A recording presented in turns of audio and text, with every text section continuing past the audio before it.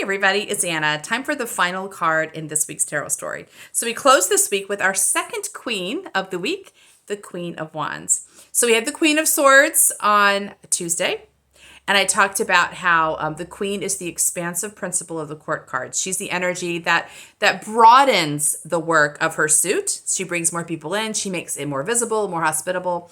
So the Wands suit is connected to the element of fire. It's about passion and inspiration and warmth. And I think of this queen as being that kind of vortex of warmth. And she's doing it in a very visible way. So she's lit up. She's on fire. She's vibrant. She's charismatic. She draws people into her aura because she's just so lovely to be around. So this is going to be someone who's very recognizable in the world because of her vibrancy. She is the light on the hill, right? That everyone can see for miles around. So when I see this card, it suggests that we are moving into a deeper place of visibility. We're not going to hide who we are. We're not going to censor it, tone it down. We're going to let ourselves really flow into our own passion and warmth. In part because it's in us to do so, but also because it does affect the world around us. There are people who are looking for the light, who are looking for the warmth, and maybe they're having a hard time finding it on their own.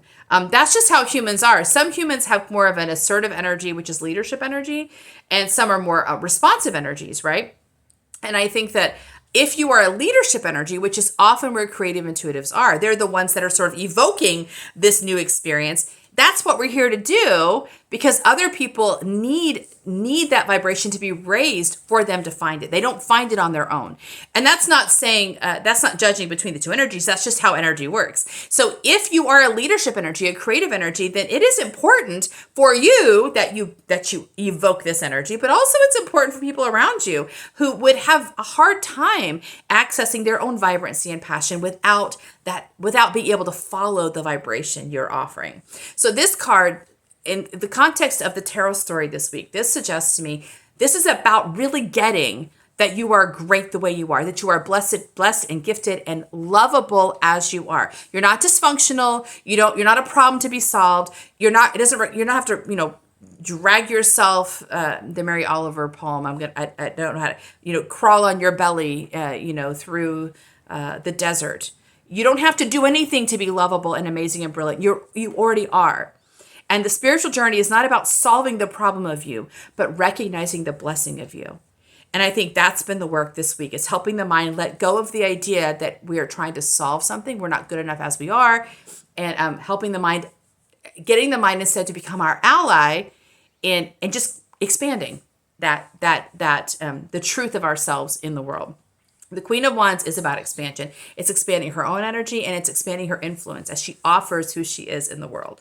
So consider where you might be hiding out in your passion, where you're doing it in a secret place. You're not fully letting people see it, or even fully letting yourself be in flow, and ask yourself what it is that's stopping you. What is the belief about yourself that tells you you need to stay hidden, or the belief about the world, and begin to push on it a little. Because if this is you, this is what you're built for. This is what you're supposed to do. This is what you're built for it. You're on the world to do. This is your mission.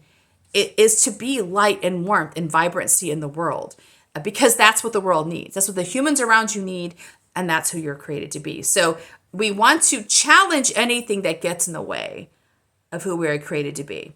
There's a genius to who we are created to be. We want to agree to that and lean into it more and more as we continue our spiritual journey. So that's the Queen of Wands. See you next time for our next tarot story. Bye.